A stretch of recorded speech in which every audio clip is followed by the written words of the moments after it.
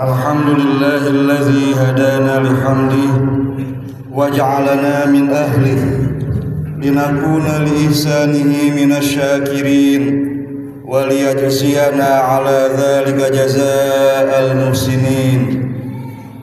Ashhadu an la ilaha illallah al-malikul haqqul mubin wa ashhadu anna Muhammadan abduhu wa rasuluh shadiqul wa'dil amin. Allahumma salli wa sallim ala sayyidina Muhammad wa alihi at-tahirin wa ashabihil mujahidin, amma ba'du. Ayyuhal muslimun rahimakumullah, usikum wa nafsi bitaqwallah faqad fazal muttaqun. Qala Allah ta'ala fil Qur'anil Karim, a'udzu billahi minasy syaithanir rajim.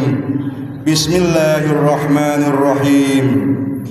Ya ayyuhan nasu ubudu rabbakumul ladzi khalaqakum wal ladzina min qablikum la'allakum tattaqun.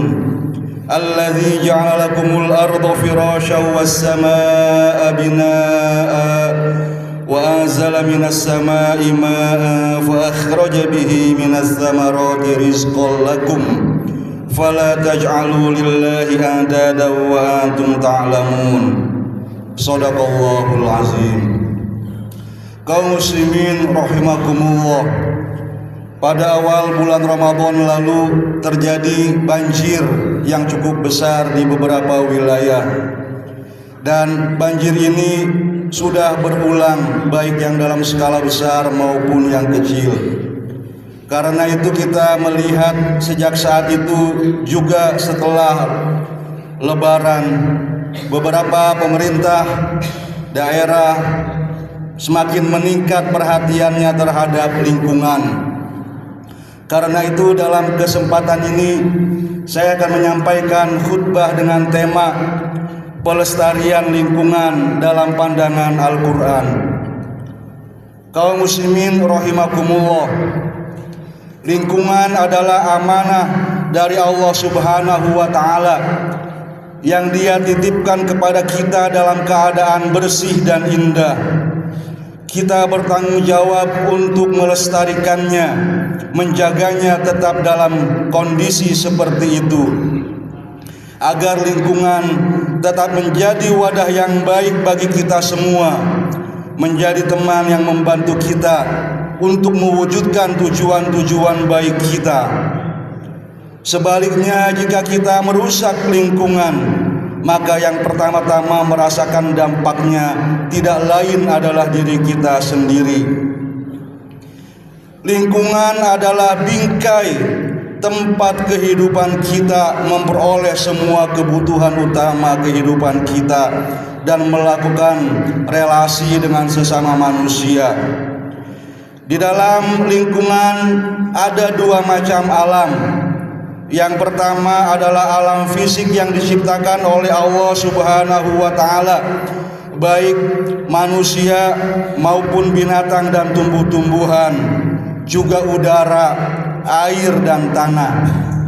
Kemudian yang kedua adalah alam fisik ciptaan kita sendiri yang biasa kita sebut sebagai teknologi, untuk memudahkan kita dalam mewujudkan harapan dan keinginan kita di dalam kehidupan kita. Kadangkala ada kontradiksi, ada pertentangan antara alam atau lingkungan yang asli ciptaan Allah itu dengan lingkungan berupa alam fisik teknologi ciptaan kita.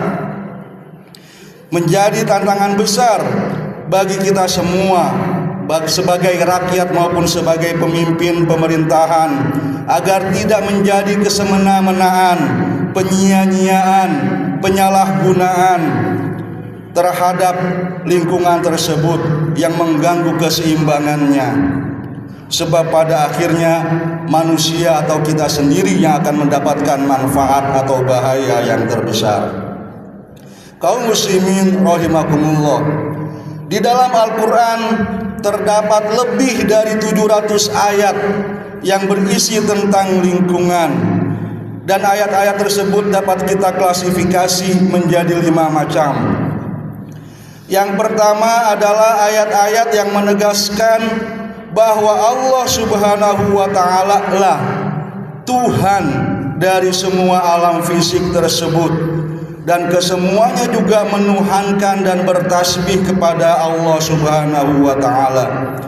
Di dalam Quran surah Al-Baqarah ayat 21 dan 22 diterangkan bahwa kita diperintahkan oleh Allah Subhanahu wa Ta'ala sebagai Tuhan kita yang telah menciptakan kita dan orang-orang sebelum kita. Kemudian pada ayat berikutnya diterangkan bahwa Tuhan tersebut Dia juga yang telah menciptakan bumi sebagai hamparan dan langit sebagai atap. Dia yang telah menurunkan air hujan dari langit, yang dengannya Allah Subhanahu wa Ta'ala menghasilkan buah-buahan sebagai rezeki bagi kita. Oleh karena itu, Allah melarang kita menjadikan tandingan-tandingan selain dirinya untuk mengatur alam itu. Di antaranya adalah hawa nafsu kita, padahal kita mengetahui. Kemudian Allah Subhanahu wa Ta'ala juga menegaskan bahwa kita adalah bagian dari lingkungan kita, karena kita tercipta dari alam fisik yang Allah ciptakan, yaitu dari tanah. Di dalam Quran surah Al-Mu'minun ayat 12 Allah Subhanahu wa Ta'ala berfirman, "Walaqad khalaqnal insana min sulalatin min tin." Allah telah menciptakan manusia dari saripati tanah. Di dalam Quran surah Rum ayat 20 Allah berfirman, "Wa min ayatihi an khalaqakum min turab tsumma idza antum basyarun tantashirun." Di antara tanda-tanda kebesaran Allah adalah Dia menciptakan kalian dari tanah, kemudian Dia menjadikan kalian sebagai manusia yang bertebaran. Kalau kita merusak dan menyakiti lingkungan, tidak lain kita merusak dan menyakiti diri kita sendiri.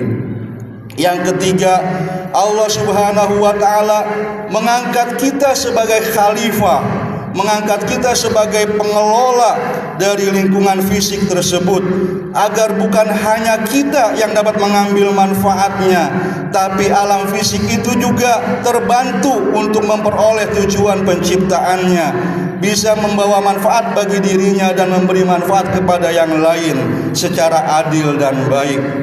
Di dalam Quran surah Al-Jasiyah ayat 12 Allah berfirman yang artinya, Allah lah yang telah menundukkan lautan untukmu agar kapal-kapal dapat berlayar di atasnya dengan perintahnya, dan agar kalian dapat mencari karunia darinya, dan agar kalian dapat bersyukur. Yang keempat, Allah Subhanahu wa Ta'ala di dalam ayat-ayat yang berkaitan dengan lingkungan itu menegaskan bahwa salah satu tujuan dari penciptaan kita adalah agar kita dapat melaksanakan fungsi kekhalifahan dengan baik.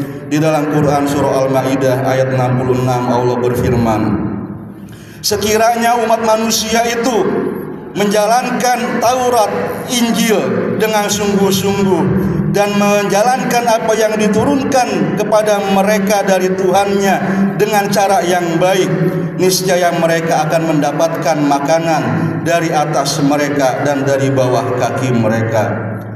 Dan di dalam Quran surah Jin ayat 16 Allah berfirman yang artinya, dan jika manusia tetap berjalan di dalam ajaran agama yang lurus, di dalam ajaran agama Islam, niscaya Allah Subhanahu wa Ta'ala akan mencurahkan kepada mereka air yang cukup. Dan yang kelima, Allah Subhanahu wa Ta'ala memperingatkan kepada kita bahwa perbuatan merusak dan mengubah elemen lingkungan fisik adalah dosa kepadanya. Dia berfirman, janganlah kalian menaati perintah orang-orang yang melampaui batas, yang berbuat kerusakan di bumi dan tidak mengadakan perbaikan. Kaum muslimin rahimakumullah, kerusakan adalah pencemaran dalam berbagai bentuknya, menghambur-hamburkan, mengubah karakter elemen alam. Semua ini dilarang oleh Al-Quran.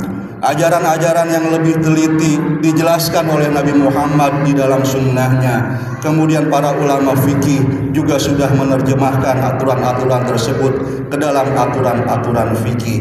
Oleh karena itu, upaya pelestarian lingkungan, menjaga agar fungsi-fungsinya tetap mendatangkan maslahat kepada kita semua adalah bagian dari ibadah yang kita akan mendapatkan pahala jika melaksanakannya, akan mendapatkan dosa jika kita meninggalkannya, membawa manfaat kita di akhirat, dan sebelum itu juga membawa kesejahteraan dan ketenangan, ketentraman, kebahagiaan bagi kita di bumi. Oleh karena itu, marilah kita bersama-sama menjaga, mengelola lingkungan kita, menjaga kebersihan, mulai dari lingkungan pribadi, lingkungan rumah, lingkungan perumahan kita, sehingga dan lain-lainnya lingkungan yang lebih besar. Barakallahu li wa lakum bima fihi minal ayati wa zikril hakim wa taqabbala minni wa minkum tilawatahu innahu huwas samiul alim. Aqulu qawli hadza wa astaghfirullahal azim li wa lakum wa lisairil muslimin wal muslimat wal mu'minin wal mu'minat fastaghfiruhu innahu huwal ghafurur rahim.